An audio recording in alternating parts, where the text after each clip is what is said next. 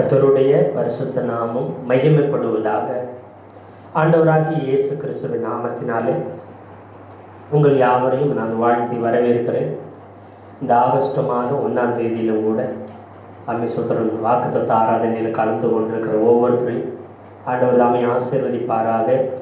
இந்த மாதத்தில் கர்த்தர் நமக்கு கொடுத்திருக்கிற வாக்குத்தத்த வசனத்தை ஒருவர் வாசிக்கலாம். மீகா தீர்க்க தரிசன புஸ்தகம் 7வது அதிகாரம் 15வது வசனத்தை ஒருவர் வாசிக்கலாம். மீகா 7:15. நீ எகிப்து தேசத்திலிருந்து புறப்பட்ட நாளில் நடந்தது போலவே உன்னை அதிசயங்களை காண பண்ணுவேன். நீ எகிப்து தேசத்திலிருந்து புறப்பட்ட நாளில் நடந்தது போலவே உன்னை அதிசயங்களை காண பண்ணுவேன் என்று ஆண்டவராகிய இயேசு கிறிஸ்து இந்த ஆகஸ்ட் மாதத்தில் நமக்கு வாக்குத்தத்தம் கொடுத்திருக்கிறார். பாருங்க, இஸ்ரவேலர்கள் தங்களுடைய பகைஞர்களை வெல்லுவார்கள், ஜெயிப்பார்கள் என்று சொல்லி அங்கே கர்த்தராகிய தேவன் அங்கே மீகா தீர்க்கதரிசி மூலம் இஸ்ரவேல் ஜனங்களுக்கும் அதை ஆளுகை செய்து கொண்டிருக்கிற ராஜாக்களுக்கும் அவர் என்ன சொல்லுகிறார்னா, அந்த வாக்கு தத்தங்களை தீர்க்க தரிசனமாக அவர் உரைக்கிறதை பார்க்க முடியும்.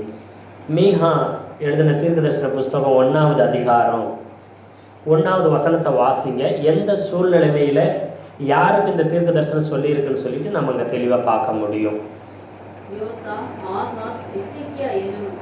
யூத ராஜாக்களுடைய நாட்களில் மோரேசே ஊரானாகிய மீகாவுக்கு உண்டானதும் அவன் சமாரியாவுக்கும் எருசலேமுக்கும் விரோதமாய் தரிசித்ததுமான கர்த்தருடைய வார்த்தை. இங்கே யோதாம் ராஜா, ஆகாஸ் ராஜா, எசேக்கியா ராஜா, அந்த யூத ராஜாக்களுடைய நாட்களில் மொரேசா ஊரானாகிய மீகாவுக்கு கர்த்தருடைய வார்த்தை உண்டாகுது. அது யார் யாருக்கு அங்கே தீர்க்க தரிசனம் உரைக்கிறார்? அவர் சமரியாவுக்கும், சமரியா என்றால் 10 கோத்திரங்கள் இணைந்து இஸ்ரவேல் தேசமாக காணப்படுகிற வடக்கு ராஜ்யத்துக்கும், எருசலேமுக்குன்னு சொன்னால் 2 கோத்திரங்கள் மாத்திரம் சேர்ந்து இருக்கிற யூதா தேசத்திற்கும் விரோதமாக இந்த கர்த்தருடைய வார்த்தையை மீகா தீர்க்கதரிசி உரைக்கிறார். இந்த ராஜாக்களுடைய காலத்தில் அவர் தீர்க்க தரிசனம் உரைக்கிறார்.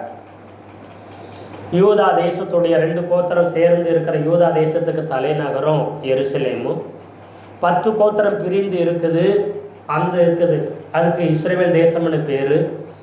அதனுடைய தலைநகரம் சமரியா. அதனால தான் சமரியாவுக்கு எருசலேமுக்கும் விரோதமாய் தரிசித்ததுமான கர்த்தருடைய வார்த்தை. அப்போ இங்கே தீர்க்க தரிசனங்களை சொல்லிக்கொண்டே 1வது அதிகாரம், 2வது அதிகாரம், 3வது அதிகாரம் அப்படின்னு சொல்லிக்கொண்டே வருகிறார். அப்படி சொல்லிக்கொண்டு வரும்போது ஆண்டவராகிய இயேசு கிறிஸ்துவை குறித்த தீர்க்க தரிசனங்களும் இதில் வருகிறது.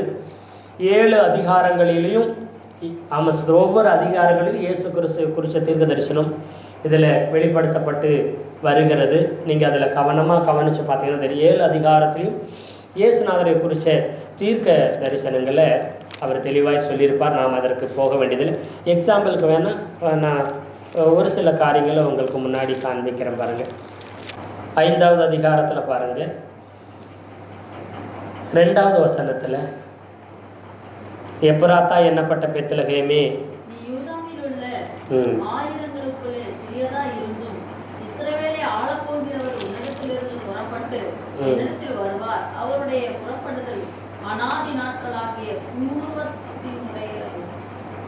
பூர்வத்தினுடையது. இப்போ இங்கே இயேசு கிறிஸ்துவை குறித்து இங்கே தீர்க்க தரிசனம் சொல்லப்படுது. 2வது அதிகாரத்தில் 13வது வசனத்தில் பார்த்தீங்கன்னா, தடைகளை நீக்கி போடுகிறவர் அவர்களுக்கு முன்பாக நடந்து போகிறார் அப்படி சொல்லி தடைகளை நீக்கி போடுகிறவரா கர்த்தர் ஆண்டவராகிய இயேசு கிறிஸ்து அங்கே என்ன செய்கிறார்னா வெளிப்படுத்துகிறார். இப்படி ஒவ்வொரு அதிகாரத்திலையும் ஆண்டவராகிய இயேசு கிறிஸ்து அது அவர் வருகையை குறித்து இங்கே தீர்க்க தரிசனமாக உரைக்கப்பட்டிருக்குது.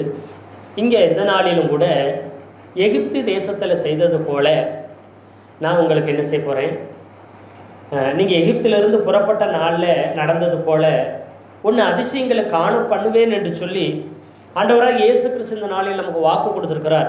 எகிப்திலிருந்து புறப்பட்ட பொழுது அவர்களுக்கு என்னெல்லாம் நடந்துச்சு, அதே போல் இந்த எசேக்கியா ராஜா காலத்திலையும் கூட அதிசயத்தை நான் நடப்பிப்பேன் அப்படின்னு சொல்லி அங்கே கர்த்தர் மீகா தீர்க்கதரிசி மூலம் அங்கே வாக்கு கொடுக்கிறார்.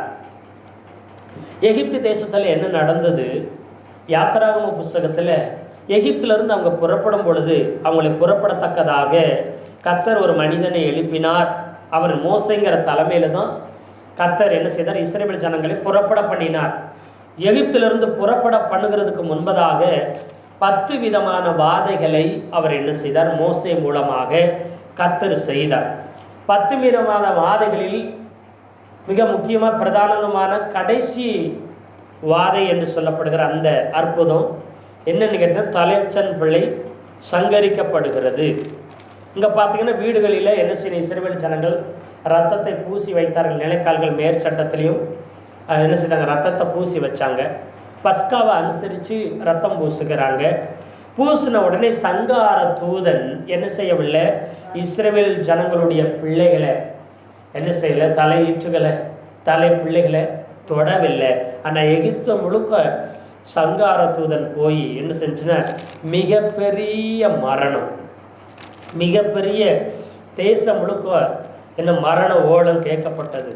அழுகையும் கூக்குரலும் வேதனை அங்கே கேட்கப்பட்டது.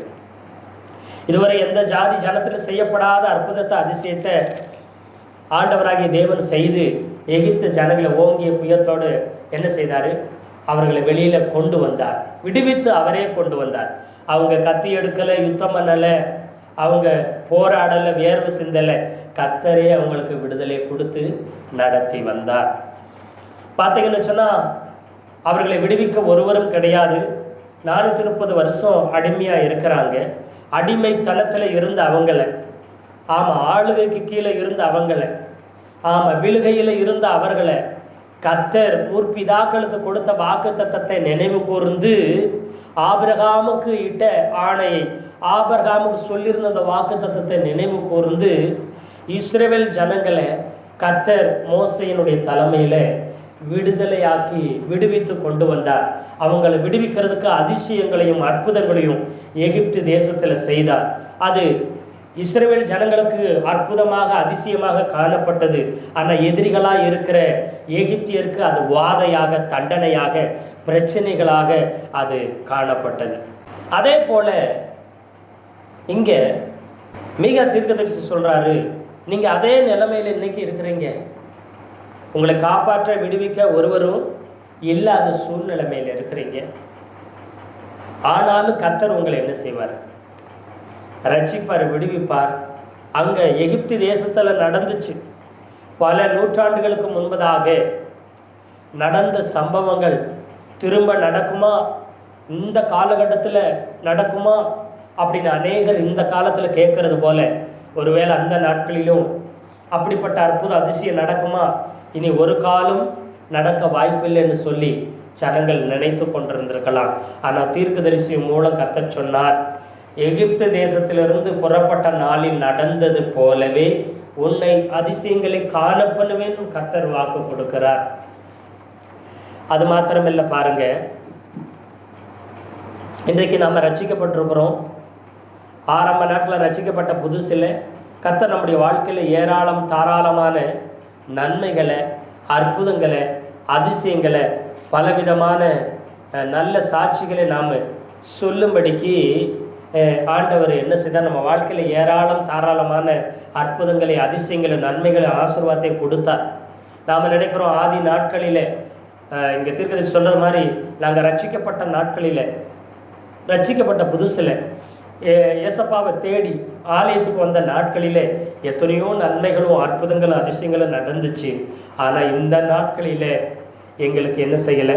அப்படிப்பட்ட காரியங்கள் நடக்கலைன்னு சொல்லி ஒருவேளை நீங்கள் கர்த்தரை நோக்கி பார்த்து கொண்டு எதிர்பார்த்து கொண்டு ஒரு பல கேள்விகளோடு பிரச்சனைகளோடு வந்திருப்பீங்கன்னு சொன்ன கர்த்தர் சொல்லுகிறார், ஆதி நாட்களில் நடந்தது போல, உங்கள் ரட்சிப்பின் துவக்கத்தின் நாட்களில் நடந்தது போல, உங்களை எப்படியெல்லாம் உலகத்துக்கிலிருந்து பாவத்திலிருந்து நம்ம உறவுகளிலிருந்து, நம்ம உலகத்தின் அடிமைத்தனத்திலிருந்து எப்படி ஆச்சரியவிதமாய் அற்புதங்களை அதிசயங்களை செய்து நன்மைகளை செய்து உங்களை விடுவித்து கொண்டு வந்து ஆசீர்வதித்து உயர்த்தினாரோ அதே தேவன் இன்றைக்கும் உங்கள் வாழ்க்கையில் அதிசயத்தை துவக்குகிறதற்கு அவர் போதுமானவராக இருக்கிறார். இந்த நாட்களில் அப்படிப்பட்ட மேன்மையான அற்புதங்களை அதிசயங்களை உங்கள் வாழ்க்கையில் கர்த்தர் செய்ய சித்தமாக இருக்கிறார். ஏன்னு சொன்னால் கர்த்தர் உங்களுக்காக அவர் வைராக்கியம் பாராட்டுகிறார். இஸ்ரவேல் ஜனங்களால் தங்களை தாங்களே விடுவித்து வெளியில் வர முடியல. அவங்க யுத்தம் பண்ணி, அவங்க வேர்வை சிந்தி, அவங்க சண்டை போட்டு, அவங்க முயற்சி செஞ்சு ஒரு நாள் விடுதலையாகி வர முடியல. அந்த காலத்தில் மிகப்பெரிய பேரரசை போல எகிப்து சாம்ராஜ்யம் இருந்தது. உலகமெங்கும் இந்த எகிப்து சாம்ராஜ்யத்தை பார்த்து பயப்படுற அளவுக்கு அக்காலத்தில் வல்லமை பொருந்தினதாக இருந்தது. இவங்க செங்கச்சோலையில் செங்கல் அறுக்கிறவர்களும் பில்டிங் கட்டிடங்களை கட்டுகிறவர்களும் எப்பயும் குனிஞ்சு கும்பிடு போட்டு குனிஞ்சு அப்படியே 400 வருஷம் இருந்து பழகிட்டாங்க. நிமிர்ந்து எதிர்த்து தைரியமாய் போராடத்தக்க அவங்களுக்கு பலன் இல்லவே இல்லை.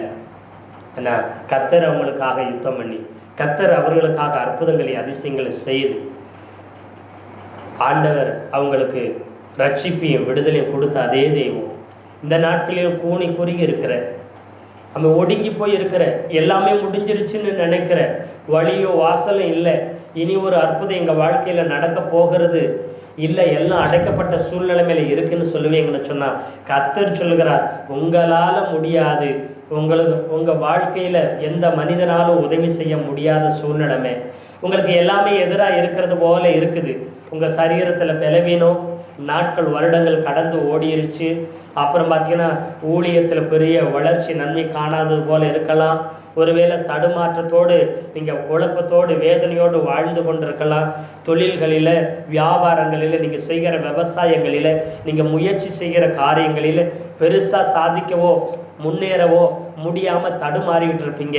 கர்த்தர் காரியத்தை கைகூடி வரப்பண்ணுகிற கர்த்தர் உங்களுடைய காரியங்களை வெற்றியாய் அவர் முடிய பண்ண போதுமானவராக இருக்கிறார். எப்படி என்று கேட்டிங்கன்னா, இங்கிருந்து புறப்பட்டு வந்தது மாத்திரமல்ல, எகிப்தில் இருந்து அவங்களால செங்கடலை தாண்டி எகிப்தின் எல்லையை விட்டு அவர்களால் போகவே முடியலை.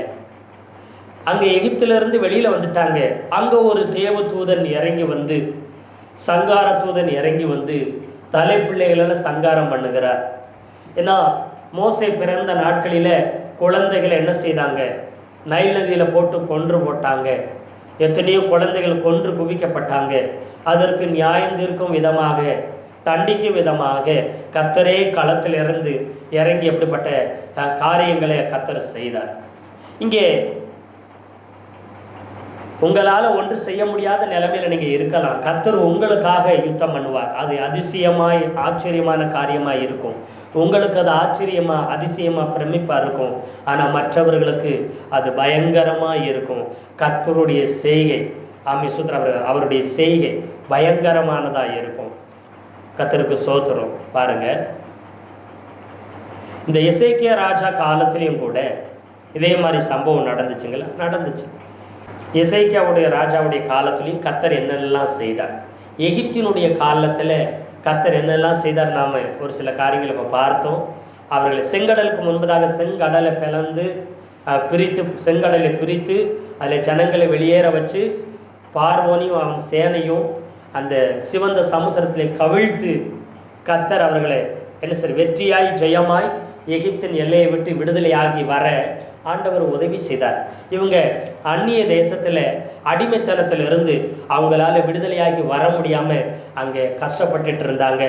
ஏமையா எதிரியின் எல்லைகளிலிருந்து கர்த்தர் விடுதலையாக்கி கொண்டு வந்த கர்த்தர். ஆனால் இங்கு எசேக்கியாவுடைய ராஜாவுடைய நாட்களில் நடந்த சம்பவமே வேற. பாருங்க, ஏசாயா தீர்க்க தரிசன புஸ்தகம் 37வது அதிகாரத்தில் பார்த்தீங்கன்னா 33லிருந்து 35 வரைக்கும் ஒரு வாசிக்க கேட்கலாம். ஆகையால் கர்த்தர் அசீரிய ராஜாவை குறித்து, அவன் இந்த நகரத்துக்குள் பிரவேசிப்பதில்லை, இனிமேல் அன்பு எய்வதுமில்லை, இதற்கு முன்பாக கேடகத்தோடு வருவதுமில்லை, இதற்கு எதிராக கொத்தளங்கள் போடுவதுமில்லை. அவன் இந்த நகரத்துக்குள் பிரவேசியாமல் தன் வந்த வழியே திரும்பி போவான். என்னி நிமித்தமும் என் தாசனாகிய தாவீது நிமித்தமும் நான் இந்த நகரத்தை ரட்சிக்கும்படிக்கு இதற்கு ஆதரவாய் இருப்பேன் என்பதை கர்த்தர் உரைக்கிறார் என்று சொல்லி அனுப்பினான். இப்போ கர்த்தர் ஏசாயா தீர்க்கதரிசி மூலம் எசேக்கியா ராஜாவுக்கு சொல்ற வார்த்தை என்ன தெரியுமா? என் நிமித்தம், யாரு? கர்த்தர் சொல்ற, என் நிமித்தம் இந்த நகரத்தை நான் ரட்சிப்பேன். அப்புறம் என் தாசனாகிய தாவீது நிமித்தமும் இந்த நகரத்தை நான் ரட்சிப்பேன் அப்படின்னு சொல்லுகிறார். இப்போ கர்த்தர் நமக்கு என்ன வாக்கு கொடுக்கிறார்?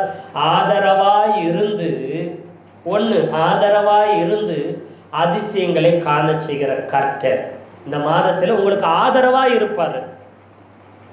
எதிரிகள் சூழ்ந்திருக்கிறாங்க, முற்றுகையிட்டு இருக்கிறாங்க, எங்கேயும் வெளியில் தப்பி போக முடியலை, பல பட்டணங்களெல்லாம் பிடிச்சிட்டாங்க, பல நகரங்களெல்லாம் சிறைப்படுத்தி கொண்டு போயிட்டாங்க, பல ஜனங்களை கொன்று குவிச்சிட்டாங்க, பல ஜனங்களை என்ன செய்தாங்க? சிதறடிச்சிட்டாங்க. இப்படி போகிற இடமெல்லாம் வெற்றியை இந்த அசீரிய ராஜாவுக்கு, தோல்வி என்பதே அவனுக்கு இல்லைன்ற மாதிரி அந்த அசீரிய ராஜா சனகரிப்பு போகிற இடமெல்லாம் பட்டணங்களே நிர்மூலமாக்குகிறான். அடிபணிந்தவர்களை என்ன செய்கிறான்? அவருக்கு கீழே அடிமையாக்கி கப்பங்கட்ட வைக்கிறான். எதிர்த்தவர்களை கொன்று குவிக்கிறான். ஆமாம், இதில் தப்பி சிதறி ஓடின ஜனங்களை என்ன செய்கிறான்? சிறையாக பிடித்து கொண்டு போகிறான். இப்படி பலவிதமான காரியங்களை செய்துட்டு வரான். உங்களுடைய கர்த்தர் ஒரு நாள் உங்களை காப்பாற்ற முடியாது. எத்தனையோ பட்டணங்களெல்லாம் நான் இஸ்ரவேலின் பட்டணங்களை அழித்து ஒன்றுமில்லாமல் ஆக்கியிருக்கிறேன். அப்பெல்லாம் இந்த கர்த்தர் என்னை தடுக்கலை. அவர் தான் உங்களை எங்கள் கையில் கொடுத்தாரு, என் கையில் கொடுத்தாரு அப்படியெல்லாம் சொல்லி அங்கே என்ன செய்கிறான்? அவன் பயங்கரமாக அவனுடைய அதிபதியோட, அவனுடைய தலைவனோடு கூட சொல்லி அனுப்புகிறான். அவனுடைய படை தளபதி வந்து என்ன செய்கிறான்? பட்டணத்தில் வந்து பேசுகிறத நாம் பார்க்க முடியும். ஏன்னா ஏசாயா 36வது அதிகாரத்தில் பாருங்கள், 18வது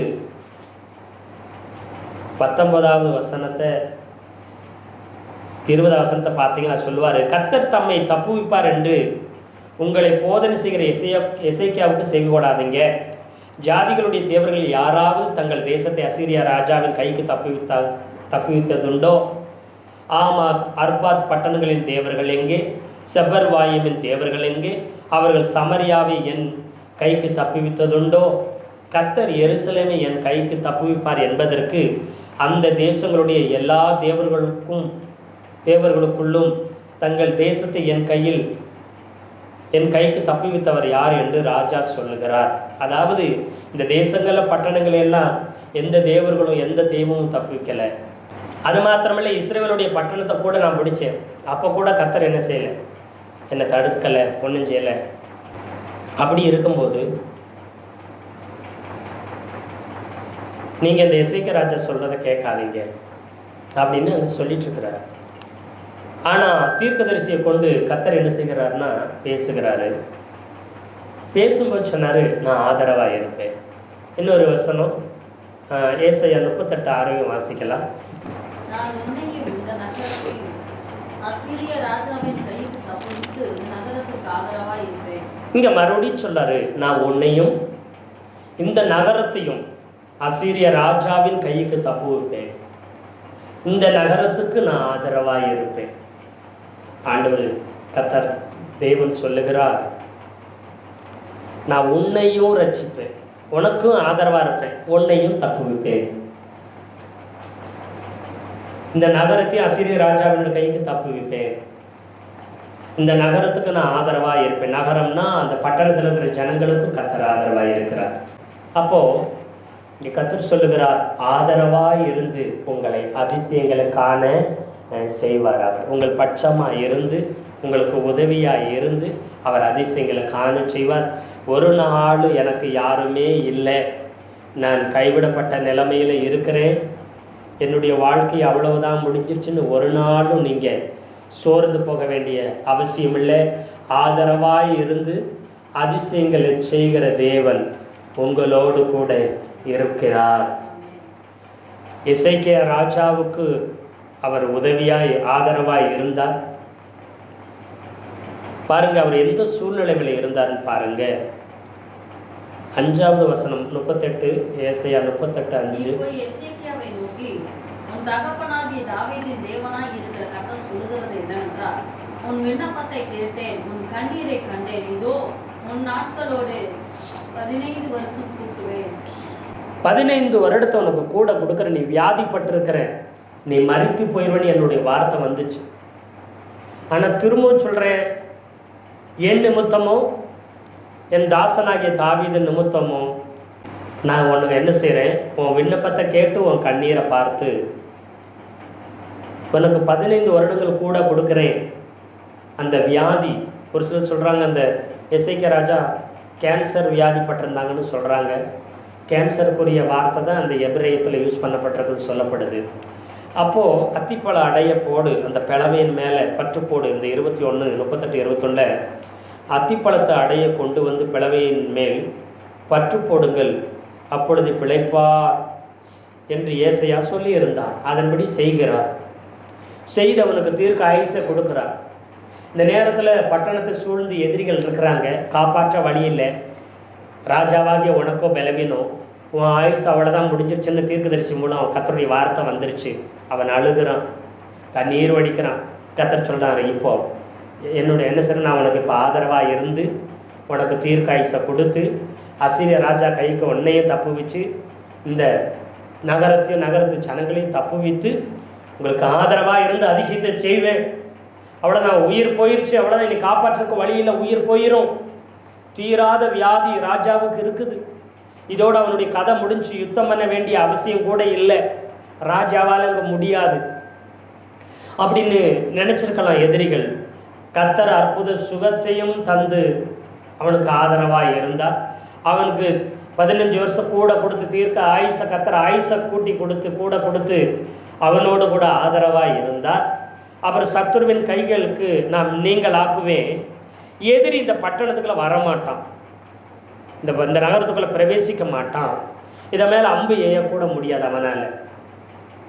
நீங்கள் யுத்தம் பண்ண போகிறதில்லை, நீங்கள் சும்மா இருங்க, நான் ஆதரவாக இருக்கிறேன். எனக்கு விரோதமாய் கர்த்தருக்கு விரோதமாக எழும்புகிறது யாருங்க? கர்த்தருக்கு முன்பாக நிற்பவன் யாருங்க? உங்களுக்கு விரோதமாக இல்லை, கர்த்தருக்கு விரோதமாக எழும்பியிருக்கிறாங்க. உங்கள் தரிசனத்துக்கு விரோதமாக, உங்கள் அழைப்புக்கு விரோதமாக, உங்கள் குடும்பத்துக்கு விரோதமாக, ஆமாம் கர்த்தர் உங்களுக்கு கொடுத்துருக்கிற வாக்கு தத்தங்களுக்கு விரோதமாக அநேகர் இந்த காலத்தில் இந்த நாட்களில் எழும்பி இருக்கலாம்.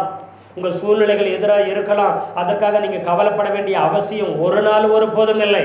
எத்தனை மனிதர்கள் வந்தாலும், எவ்வளோ பெரிய அதிகாரத்தில் உள்ளவர்கள் வந்தாலும், இந்த அசீரிய ராஜாவும் சாதாரணமானவன் கிடையாது. மிகப்பெரிய பேரரசாய் உருவாகியிருக்கிறார் அசீரிய ராஜா.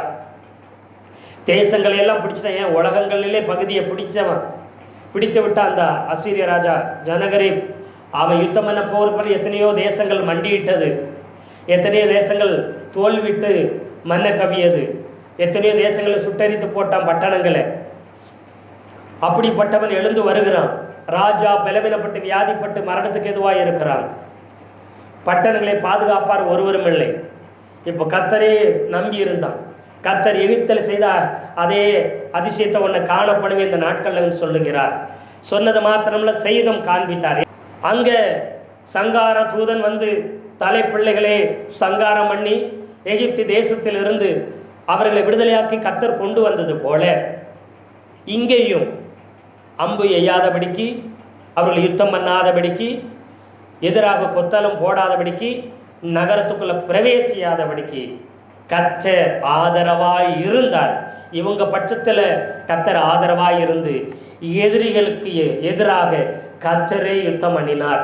இஸ்ரவேல் அந்த யூதாவினுடைய சேனைகளோ எசேக்கியா ராஜாவினுடைய படைகளோ ஈட்டியோ அம்பையோ வில்லையோ மற்ற எந்த பட்டயத்தோ எடுத்தவங்க யுத்தம் பண்ணலை. கர்த்தருடைய சேனையிலிருந்து தேவ தூதன் புறப்பட்டு வந்தான். கர்த்தரின் தூதன் எதிரிகளுக்கு எதிராக யுத்தம் பண்ணினான். அன்று எகிப்திய ஜனங்களுக்கு எதிராக கர்த்தர் யுத்தம் பண்ணி, கர்த்தருடைய தூதன் யுத்தம் பண்ணினான். சங்கார தூதன் இறங்கி வந்தான். அங்கே பல எண்ணி முடியாத ஜனங்கள் மரித்தார்கள். அதுபோல இங்கே ஆதரவாக இருந்த கர்த்தர் இறங்கி வந்தார், தேவ தூதனை அனுப்பினார். 36வது வசனத்தை வாசிங்கள. அப்பொழுது கர்த்தருடைய தூதன் புறப்பட்டு அசீரியாவின் பள்ளத்தாக்கிலே 180,000 பேரை சங்கரித்தான். அதிகாலமே எழுந்திருந்த போது இதோ அவர்கள் எல்லோரும் செத்து பணங்களாக கிடந்தார்கள். அப்பொழுது அசீரிய ராஜாவாகிய சனகரிப் பிரயாணப்பட்டு திரும்பி போய் நினிவேக்கு போய்விட்டான். அங்கே அவன் தன் தேவனாகிய நிஸ்ரோகிவின் கோவிலிலே பணிந்து கொள்கிற போது அவன் குமாரராகிய அத்ரமெலேக்கும் சரக்சேரும் அவனை பட்டயத்தினால் வெட்டி போட்டு அரரா தேசத்துக்கு தப்பி ஓடி போனார்கள்.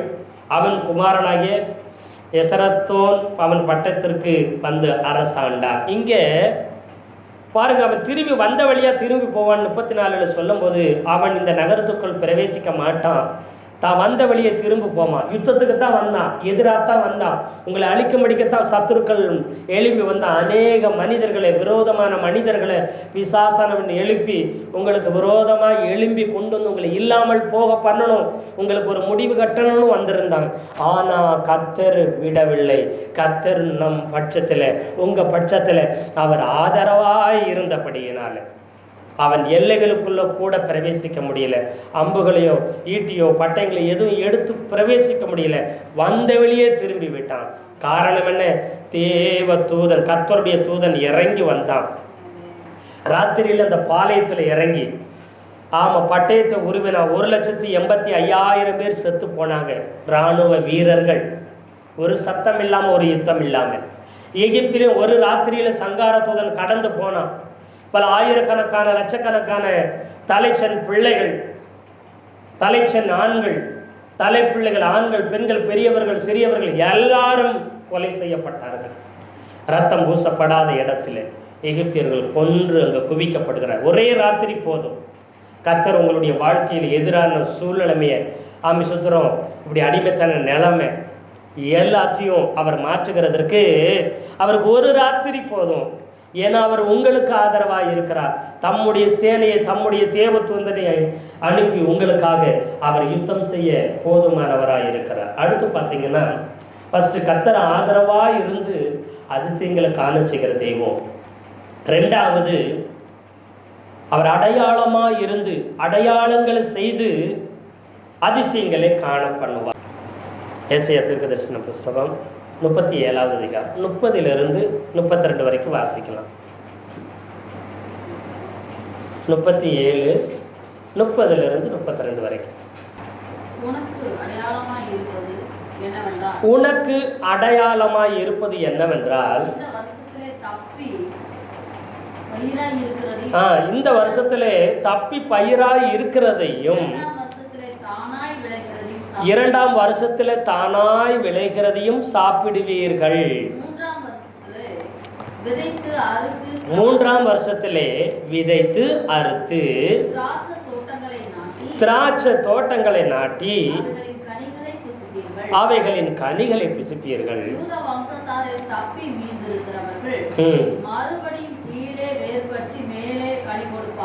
இந்த யூதா வம்சத்துல தப்பி மீந்திருக்கிறவங்க மறுபடியும் கீழே வேர் பிடிக்கும். வேர் பட்டு போன நிலைமையில் இருந்தது வேர்களில் கர்த்தர் உயிரை உண்டாக்குவார். உயிரடை செய்து வேர் மறுபடியும் பலமாய் பற்றி பிடித்து வேரூன்றும். மேலே கனிகள் கனி கொடுக்கும்படிக்கு, பலன் கொடுக்கும்படிக்கு கர்த்தர் செய்வார். அடுத்த வசனம், மீதியாய் இருக்கிறவர்கள் தப்பினவர்கள் சீயோன் மலையிலும் இருந்து சேனைகளுடைய கர்த்தரின் வைராக்கியம் இதை செய்யும். பாருங்க, கர்த்தர் இங்க சொல்லுகிறார், நானே உனக்கு அடையாளமாய் இருப்பேன் அப்படின்னு சொல்லுன கர்த்தர் அடையாளங்களையும் காண்பிக்கிறார். அடையாளத்தை தந்து அதிசயங்களை காண செய்கிறார். கர்த்தர் அவர்களுக்கு அடையாளமாய் இருந்து அதிசயங்களை காண பண்ணுகிறார். இங்க சொல்றார் பாருங்க, உனக்கு அடையாளம் என்னன்னு கேட்டீங்கன்னா, உன்னை எதிர்த்தவன் உன்னை ஒன்று செய்ய முடியாமல் திரும்பி போவான். அப்படிங்கிறதுக்கு என்ன அடையாளம்? இந்த சனகரிப்பு ராஜாவுடைய கையில் சிக்கினவர்கள் யாருமே தப்பினதாவோ மீண்டதாவோ அடிமையாய் இல்லாதபடி சுதந்திரமாய் வாழ்ந்ததாவோ இல்லவே இல்லை. ஆனாலும் கூட இங்கே கர்த்தர் சொல்கிறாரு, இந்த வருஷத்தில் தப்பி பயிரானதை நீ சாப்பிடுவே. சுற்றி உனக்கு கொத்தளமிட்டு முற்றுகையிட்டு உன் பட்டணத்தை அழிக்கணும்னு சொல்லி உன் மதில்களை ஒன்றுமெல்லாம் பண்ணுன்னு சொல்லி தேசத்துக்கு விரோதமாக பாளையம் இறங்கி இருக்கிறான், முற்றுகையிட்டு இருக்கிறான். வயல்வெளிகள் இருக்கிற பயிர்கள் எல்லாம் என்ன செய்கிறாங்க, நாசம் பண்ணியிருக்கிறாங்க. அதுலேயும் தப்பி இருக்குது. இந்த வருஷத்தில் தப்புன பயிரை நீ சாப்பிடுவே. எதிரி முழுவதும் முற்றுகையிட்டு உங்களை பிடிச்சு அடிமைப்படுத்திட்டானா ஒன்றையும் தப்ப விட மாட்டான், எல்லாம் சுட்டரித்து அழிச்சு போடுவான். இன்னும் யுத்தம் நடக்கலை, முற்றுகை தான் போட்டிருக்கிறாங்க. எதிராக வந்து இறங்கி இருக்கிறாங்க. ஆனாலும் அநேக சேதங்களை உண்டு பண்ணியிருக்கிறாங்க. அதுலேயும் தப்பினது உண்டு. அந்த தப்பினதெல்லாம் பயிராக வைப்பேன். உனக்கு வர வேண்டிய நன்மைகளை சத்துரு அழிச்சிருந்திருக்கலாம், அவனால் முற்றிலும் அழிக்க விடவே போறதில்லை. நான் அழிக்க விட போறதில்லை. தப்பி மீந்திருக்கும்படி உனக்கு தப்பி மீந்திருந்த ஜனங்களை வைத்திருந்தது போல பயிர்களையும் உனக்காக தானியங்களையும் கனிகளையும் உனக்காக நான் வைத்திருப்பேன். இந்த வருஷத்துல அந்த தப்புனதெல்லாம் நீ அதில் பயிராகிறதே உன் தேவைகளை திருப்தி செய்யும். உனக்குரிய அத்தனை நன்மைகளும் தப்பினதிலிருந்து பலன் வரும் அப்படின்னு கர்த்தர் சொல்லுகிறார். முழு விளைச்சலிலும் வருகிறதை விட இந்த தப்புனதிலிருந்து உனக்கு விளைச்சலை வர வச்சு கர்த்தர் உனக்கு ஒரு குறைவில்லாமல் கர்த்தர் இந்த நாட்களில் நடத்த போதுமானவராக இருக்கிறார். இந்த 7 மாதம் நடத்தின கர்த்தர் மீது இருக்கிற அந்த 5 மாதத்திலையும் உங்களுக்கு தப்பி பயிரானதை கர்த்தர் கொடுத்து உங்களை போஷித்து ஆசீர்வதிப்பார். நீங்கள் உழைச்சி பிரயாசப்பட்டு முழு வருமானம், முழு பொருளாதாரம், முழு காரியங்கள் நன்மைகள் வந்திருந்த போது வந்த நன்மையை காட்டிலும் தப்பி வந்ததில் கர்த்தர் நிறைவான பலனை, நிறைவான ஒரு நன்மைகளை கர்த்தர் கொடுக்க அவர் போதுமானவராக இருக்கிறார். அது மாத்திரமல்ல சொல்றாரு, அடுத்த வருடத்தில் உனக்கு எதிராய் சத்துரு எழும்பி உன்னை சிதறடித்து, உனக்கு கலங்கடித்து, உன்னை வேதனைப்படுத்தி, உன்னை பயமுறுத்தி இருந்த பொழுது தப்பி பயிரானதை வச்சு கர்த்தர் உன்னை போஷித்து அழகா நடத்தின கர்த்தர் 2வது வருஷத்துல சொல்றாரு, தானாய் விளைகிறதையும் சாப்பிடுவேன். தப்புனது விளைஞ்சிச்சு, அதில் நீ சாப்பிட்ட, இப்போ தானா விளைஞ்சிருக்குது. அந்த தானா விளைஞ்சதில் நீ இன்னும் பிரயாசப்படலை, நீ இன்னும் உழைக்கலை, நீ இன்னும் இல்லை, நீ இன்னும் இப்போ தான் விதைச்சிருக்கிற, தோட்டங்களை நட்டிருக்கிற, அதனுடைய பலன் இன்னும் வரலை. அடுத்த வருடங்களில் தான் அதனுடைய பலனை, அதனுடைய நன்மையை நீ பார்க்க முடியும். அது வரைக்கும் கர்த்தர் உன்னை வெறுமையாக விட போகிறதில்ல. இந்த வருடத்தில் தானாய் விளைகிறத 2ஆம் வருஷத்தில் தானாய் கர்த்தர் விளைய செய்வார். அந்த விளைச்சலில் நிறைவு இருக்கும், அதில் நீங்கள் சாப்பிடுவீங்க. இதுக்கு முன்னாடி தப்பி இருந்ததில் பலனை கொடுத்து கர்த்தர் ஆசீர்வதித்தார். இப்பொழுது தானாய் கர்த்தர் விளைய செய்து அந்த நன்மைகள் உங்களிடத்தில் தேடி வரும்படி செய்வார். அந்த ஆசீர்வாதங்கள் உங்களிடத்தில் வரும்படி செய்வார். அது தானாய் விளைந்தது, அது கர்த்தரால் விளைந்தது. நடுகிறவனாலும் அல்ல, நீர் பாய்ச்சுகிறவனாலும் அல்ல, விளைய செய்கிற கர்த்தராலே ஆகும் என்று சொல்லுகிற அந்த வார்த்தையின்படி நட்டவங்களாலும் அல்ல, நீர் பாய்ச்சினவங்களாலும் அல்ல, கர்த்தர் விளைய செய்து, தானாய் விளைய செய்ததை கர்த்தர் உங்களுக்கு நிறைவான பலனை கொடுத்து அவர் ஆசீர்வதிக்க போதுமானவர். இதான் உனக்கு அடையாளம். தப்புனத பயிராகும், அந்த பயிரானது உனக்கு பலன் நன்மையை கொண்டு வரும், உன் தேவைகளை சந்திக்கும். அடுத்த 2ஆம் வருஷத்தை தானா விளைஞ்சது, நீங்க சாப்பிடுவீங்க, அதிலே நிறைவை கர்த்தர் உங்களுக்கு கட்டளையிடுவார். அதனால உங்களுக்கு குறைவு வரப்போகிறது இல்லை என்று கர்த்தர் சொல்லுகிறார். அது அதுக்கப்புறம் பார்த்தீங்கன்னா 3ஆம் வருஷத்துல விதைப்பீங்க, அறுப்பீங்க, திராட்சை தோட்டங்களை நடுவீங்க, அவைகளின் கனிகளை புசிப்பீங்க. அப்புறம் நீங்கள் நடுவீங்க, நீங்கள் விதைப்பீங்க, கோதுமையும் வார்கோதுமையும் விதைச்சு விவசாயம் நடக்கும். செழிப்பு, மழை, நீர், செழிப்பு உண்டாகும் தேசத்தில் நீங்கள் விவசாயம் செய்ய ஆரம்பிப்பீங்க. கோதுமையும் வார்கோதுமையும் நீங்கள் விவசாயம் பண்ணி அறுவடை செய்வீங்க. திராட்சை தோட்டங்களை நட்டி வச்சு அதனுடைய கனிகளை திருப்தியாய் புசிப்பீங்க. அவைகளெல்லாம் அனுபவிக்கிற காலம் அடுத்த வருடம் 3ஆம் வருஷத்தில் இப்படிப்பட்ட காரியங்களை செய்வேன். இதுதான் உங்களுக்கு அடையாளம். சத்துரு எதிராக வந்து உங்களை இல்லாமல் போக பண்ணிடுவான்னு அழுது புலம்பி கதறனே உங்களுக்கு அடையாளம். ஆமாம், தப்புனதன் மூலம் நிறைவான பலனை, நிறைவான நன்மையை, தேவையான ஆசீர்வாதத்தை கர்த்தர் கொண்டு வருவார், குறைவில்லாமல் நடத்தி. அடுத்து தானாய் விளைகிறத வச்சு உங்களை நிறைவான நன்மை கொடுத்து போஷித்து நடத்துவார், ஒரு குறை இருக்க விட மாட்டார். அடுத்து பார்த்தீங்கன்னா நீங்கள் நடுகிறத நிறைவான அதிகமான பெருக்கமான பலனை நீங்கள் அறுவடை செய்து கனிகளை பறித்து புசித்து கர்த்தருடைய நாமத்தை மகிமைப்படுத்துவீங்க. பட்டு போன உங்கள் வேர் முடிஞ்சிருச்சுன்னு முடிவு கட்டின அந்த நிலைமையை மாற்றி அதிசயத்தை காண செய்கிற கர்த்தர் பட்டு போன வேரில் உயிரடைய செய்கிறார். புதிய உயிர்களை கொடுக்கிறார். அங்கே மலையை பெய்ய வச்சு பட்டு போன வேர்களையும் துளிர்க்க பண்ணுகிறார். உயிரடைய செய்து உயிர்ப்பித்து வேர் பற்ற வைக்கிறார். எந்த அளவு பூமியில் வேர் பிடிக்குதோ அந்த அளவு மேலே பலன் கிடைக்கும். உங்களை கர்த்தருக்குள்ள உறுதியாய் பற்றி பிடிக்க வைப்பாரு.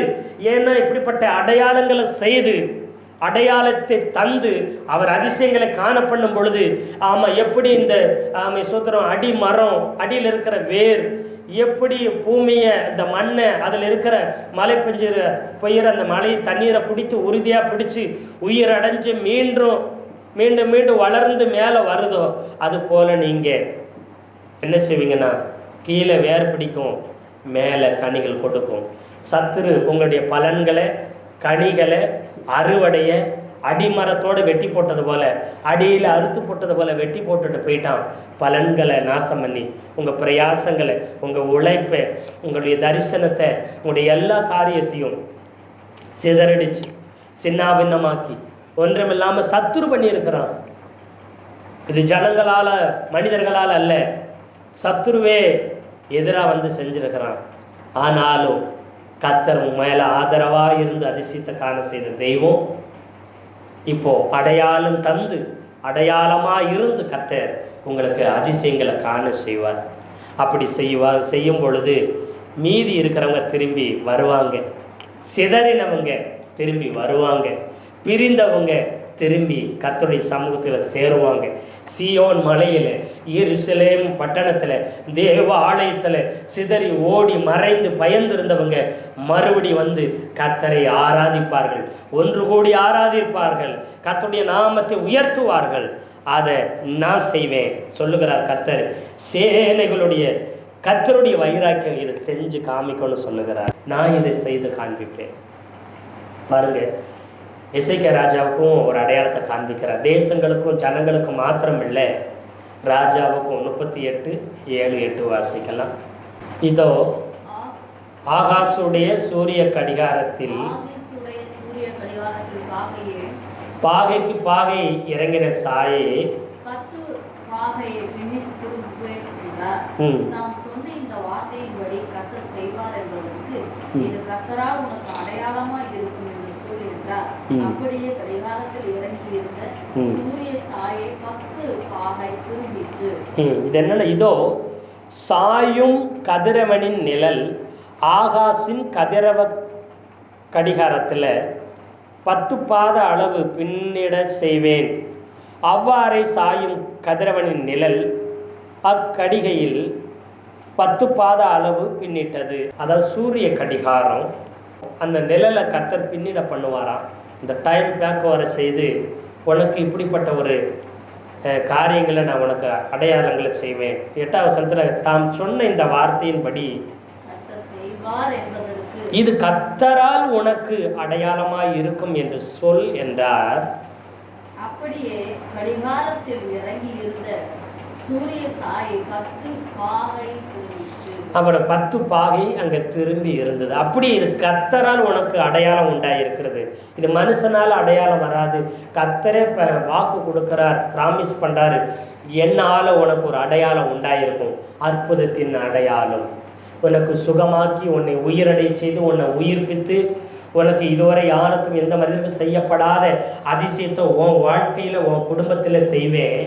அதற்கு என்னால் ஒரு அடையாளம் உண்டாயிருக்கும். இயேசு கிறிஸ்து சொல்லும்போது இதோ ஒரு கன்னிகை கர்ப்பவதியாகி ஒரு குமாரனை பெறுவாள். இதுவே அடையாளம். பிள்ளைகளை துணியை சுற்றி இருப்பீங்க, அதுவே உங்களுக்கு அடையாளத்தை கொடுக்கிற கர்த்தர். அடையாளத்தை கொடுத்து உங்களை அதிசயங்களை காண பண்ணுவேன் என்று சொல்லி இந்த மாதத்தில் கர்த்தர் உங்களுக்கு வாக்கு கொடுக்குறார். நீங்கள் ஒரு நாள் ஒருபோதும் சோர்ந்து போக வேண்டியதில்லை. எகிப்தில் புறப்பட்ட நாளில் என்னவெல்லாம் நடந்துச்சோ அதுபோல் இந்த நாட்களிலையும் உங்கள் வாழ்க்கையில் ஆண்டவராகிய இயேசு கிறிஸ்து அதிசயங்களை காண பண்ணுவார்.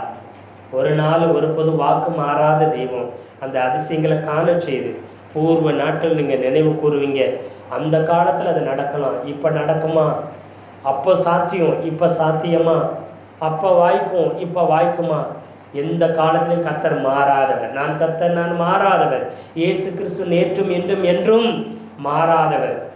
கர்த்தருடைய வார்த்தை ஒரு நாள் ஒருபோதும் வாக்கு தத்துவம் வார்த்தையை ஒளிஞ்சு போகாதுன்னு சொன்ன கர்த்தர் சொல்கிறார். பூர்வ நாட்களில் செய்தது போல இந்த நாட்களையும் உனக்கு அதிசயங்களை காண பண்ணுவேன். திரளாய் ஜனங்கள் உன்னிடத்தில் புறப்பட்டு வருவாங்க. அடிமைத்தனத்தில் இருந்த நீ அவை விடுதலையாய் சுதந்திரமாய் கர்த்தரை ஆராதிப்பாய். முடிஞ்சிருச்சின்னு நினச்சி நீ குழம்பி வேதனைப்பட்டு கொண்டிருந்த வாழ்க்கையில் கர்த்தர் புதியதை அதிசயத்தை கர்த்தர் காண பண்ணுகிறார். அப்பொழுது உன் இருதயம் அதிசயப்பட்டு பூரிக்க போகுது. கர்த்தர் ஆச்சரியமான அதிசயங்களை செய்யும் பொழுது அடைப்பட்டு சிறைப்பட்டு இருக்கிறவங்களுக்கு விடுதலையாகி நம்ம வருகிறது போல எல்லாம் முடிஞ்சிருச்சுன்னு நினைச்சவங்களுக்கு ஒரு புதிய அத்தியாயத்தை கர்த்தர் துவங்க பண்ணி அதிசயங்களை காண பண்ணினார். இதுவரை ஒரு காலம் நடக்கலை. பாருங்க, எசேக்கியா ராஜாவும் யுத்தத்துக்கு ஆயத்தமாகி போகலை, அவருடைய சேனையும் யுத்தத்துக்கு ஆயத்தமாகி போகலை. யோசபாத் ராஜா காலத்தில் கூட அவங்க யுத்தத்துக்கு ஆயத்தமாகி கர்த்தர் நல்லவர்னு சொல்லி துதிச்சுக்கிட்டு ஆடி பாடி போனாங்க.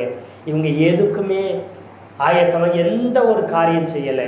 முழுக்க முழுக்க கர்த்தரே பொறுப்படுத்தி கொண்டது போல கர்த்தர் உங்கள் காரியங்கள் எல்லாத்தையும், உங்கள் குடும்ப காரியம், உங்கள் தனிப்பட்ட வாழ்க்கை காரியம், உங்கள் சபையினுடைய காரியம், உங்கள் வேலை, உங்கள் சொத்து, உங்கள் குடும்ப காரியம், உங்களுடைய சொத்து பத்து நிழல் புலன்கள் காரியங்கள், வேலை வருமான காரியங்கள், ஆவிக்குரிய காரியங்கள் எல்லாவற்றிலும் கர்த்தரே உங்களுக்கு ஆதரவாக இருந்து அதிசயங்களை காண செய்வார். அவர் அடையாளமாக இருந்து அடையாளங்களை செய்து உங்களை அதிசயங்களை காண பண்ணுவார். எல்லா தோல்விகளையும் எல்லா குறைவுகளையும் மாற்றி எல்லா ஆமிசத்திர தலை குனிவுகளையும் கர்த்தர் மாற்றி உங்களுக்கு அதிசயங்களை காண செய்கிற கர்த்தர் நம்மோடு கூட இருக்கிறார். இந்த மாதம் முழுவதும் நம்மை ஆசீர்வதித்து நடத்த அவர் போதுமானவராக இருக்கிறார். கர்த்தர் தாமே இந்த வார்த்தைகளை கொண்டு நம்ம ஒவ்வொருத்தரையும் ஆசீர்வதிப்பாராக. ஆமேன், ஆமேன்.